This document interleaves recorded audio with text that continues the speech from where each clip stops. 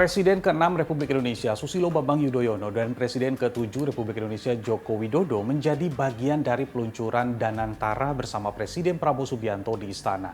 Keterlibatan mantan Presiden dalam Danantara menjadi sorotan. Belum lagi ada nama mantan Perdana Menteri Inggris Tony Blair. Seberapa penting peran mereka?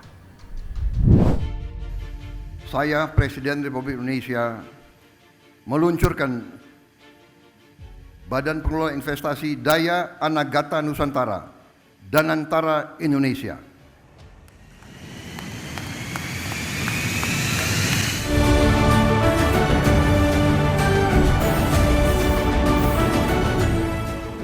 Kita mulai dulu dari peran Presiden ke-5, 6, dan 7 Republik Indonesia. Megawati Soekarno Putri, SBY, dan Jokowi yang disebut akan berperan sebagai Dewan Penasehat Danantara. Tentu jadi pertanyaannya, apakah memang peran mereka sangat dibutuhkan dalam jalannya Danantara?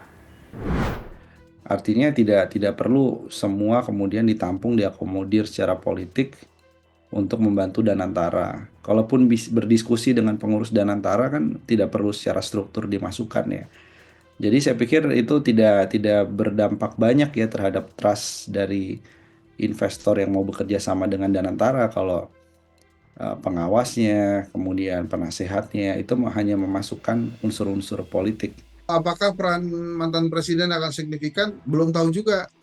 Alasannya begini, yang pertama, ini Danantara ini adalah baru pertama di Indonesia. Kemudian yang kedua, keterlibatan mantan presiden dalam program presiden yang sedang berkuasa ini juga baru pertama kali gitu ya. Kemudian yang ketiga, peran secara khususnya kan selain peran politis dan peran pencitraan, menurut saya itu belum terlihat jelas.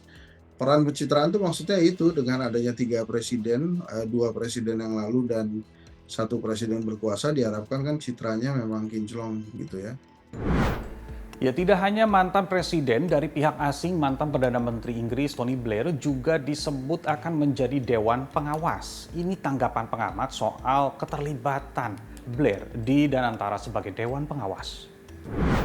Sebagai Dewan Penasehat mungkin bisa dimasukkan, tapi kalau pengawas, nah ini kan butuh yang memang secara teknis melakukan pengawasan di pos-pos keuangan, transaksi, procurement atau pengadaan barang jasa, kemudian juga bagaimana berjalannya proyek, pengawasan termasuk kinerja keuangan. Ini harusnya diserahkan pada pengawas yang memang profesional, bukan konsultan. Jadi harus dipisahkan antara konsultan manajemen dengan auditor. Danantara akan berperan mengelola aset dari sejumlah BUMN dengan total sekitar 14.000 triliun rupiah. Tentu angka ini bukan main-main.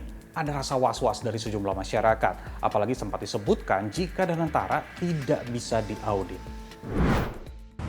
Pertama yang saya sampaikan, nggak ada yang kebal hukum di negara ini, ya. Jadi KPK bisa, apalagi kalau ada tindakan yang tidak patut atau kriminal, sangat-sangat bisa. BPK ya kan ada program PSO, itu juga bisa diaudit untuk perusahaan-perusahaan yang ada PSO. Jadi berita ini harus diluruskan gitu. Dan semua itu ikut mengawasi kita dan ikut berperan aktif dalam rangka yaitu memastikan bahwa kita berjalan dengan baik dan benar ya. Ada keraguan dari masyarakat, apalagi melihat kasus Jiwasraya yang merugikan negara hingga 17 triliun rupiah, hingga Asabri 23 triliun rupiah. Belum lagi Danantara disamakan dengan kasus 1MDB di Malaysia. Masyarakat Malaysia saat itu berdemo besar-besaran berhari-hari. Kasus 1MDB dianggap telah merugikan negara hingga triliunan rupiah. Belum lagi uang 1MDB juga diduga digunakan untuk kepentingan politik dan pribadi mantan Perdana Menteri Malaysia Nazib Razak. Tapi tujuan Danantara dibentuk tentu ada baiknya, salah satunya untuk mempercepat pertumbuhan ekonomi Indonesia. Dorong Danantara ini sebenarnya untuk mempercepat hilirisasi. Karena hilirisasi menjadi program prioritas juga, dan saat ini ada beberapa perusahaan smelter dalam kondisi keuangan yang kurang begitu baik seperti PT GNI.